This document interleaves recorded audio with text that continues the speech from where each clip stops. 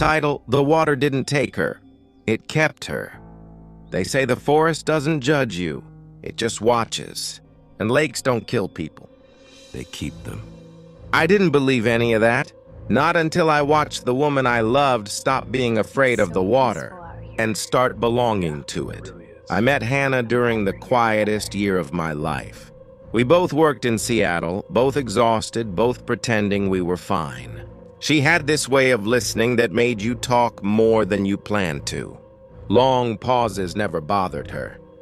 She said silence was where the truth lived. I used to joke that she was built for another century, somewhere slower, somewhere darker. When our relationship started cracking, she was the one who suggested the trip. Let's disappear for a while, she said. Just us, somewhere no one can find us. She showed me the listing. A single wooden cabin, deep in the forest near the Canadian border, surrounded by miles of trees. One lake, no cell service. Something about it made my stomach tighten. But I loved her. So I said yes. The drive took nearly 6 hours.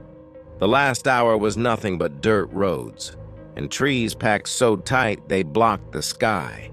By the time we arrived, the sun was already low. The cabin looked older than the photos. Dark wood, crooked porch, windows like tired eyes. The lake sat behind it, unnaturally still. No insects, no birds, no wind. It's beautiful, Hannah whispered. I didn't answer. The first night felt almost normal. We cooked, drank wine, laughed like we used to. For a while, I convinced myself I was wrong, that this place was just quiet, not wrong. Later, as we lay in bed, Hannah traced patterns on my chest. Do you ever feel like some places remember people? She asked. I smiled. That's creepy. She smiled back. I think this place remembers me. I laughed it off. I shouldn't have.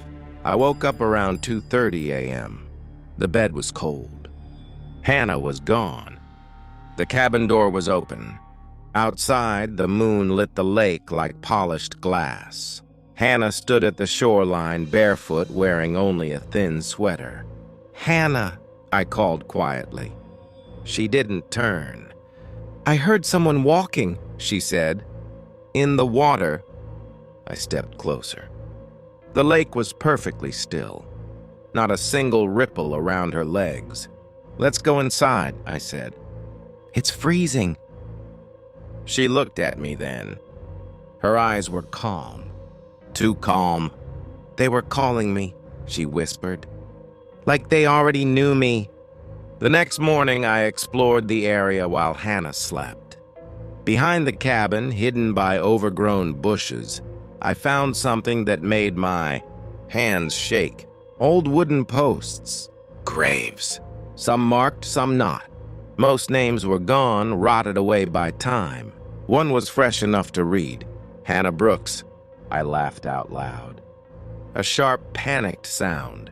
Someone's sick idea of a joke, I told myself. But when I looked back at the lake, Hannah was already standing there, watching. She changed after that. She stopped sleeping through the night, stopped eating much. She spent hours near the water, sometimes whispering to it. When I asked her what she was doing, she'd smile and say, listening. One afternoon, I found an old journal tucked beneath the cabin floorboards. It belonged to a woman named Eleanor. She wrote about the lake, about how it chose people who felt unfinished, lonely, broken. The water doesn't drown you, one entry read. It convinces you to stay. My chest felt tight. That night, the rain started. Heavy, endless. Around 3 a.m., water began dripping from the ceiling. I woke to find Hannah standing at the foot of the bed, soaked. I remember everything now, she said. My mouth went dry. Remember what? She sat beside me. Her skin was ice cold.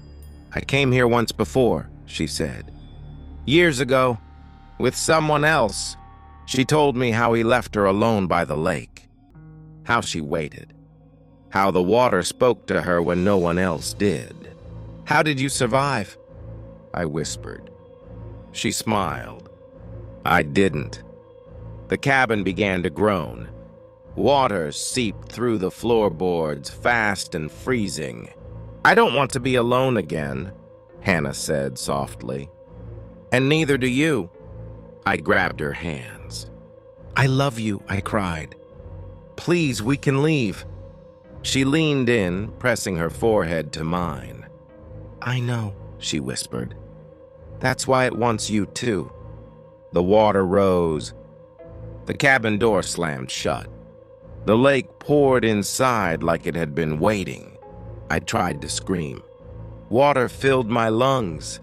The last thing I felt was her lips against mine, and the lake pulling us under. They say the cabin collapsed months ago. They say the lake is calm now, but sometimes when the moon is right, locals see two figures beneath the surface, holding hands, not drowning, not alive, just staying. She loved me until she started calling from the dark. At 2:41 a.m., my phone rang. I smiled when I saw her name, because she had been dead for 3 weeks. For a moment, I thought I was dreaming.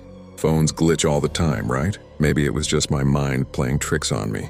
I took a deep breath and answered the call. There was no sound at first, just silence. Then I heard breathing, slow, soft, and then a voice whispered, "You finally picked up." My heart stopped. I met Emily during the loneliest year of my life. New city, new apartment, no friends. Every day felt empty until I started going to a small cafe near my building. She worked there. She had a gentle smile and a calm voice that made the world feel quieter. We started talking, then texting, then calling each other late at night. She loved silence. She said it felt romantic. Sometimes she would stay on the phone just to listen to my breathing.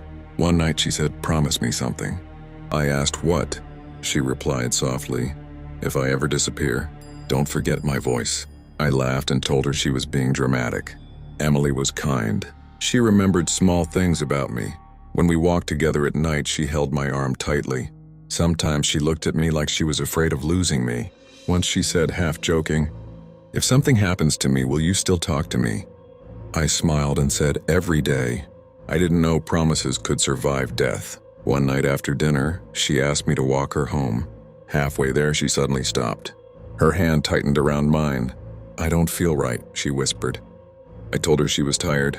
She looked at me with fear in her eyes and said, "If you hear my voice tonight, please don't answer." I laughed again.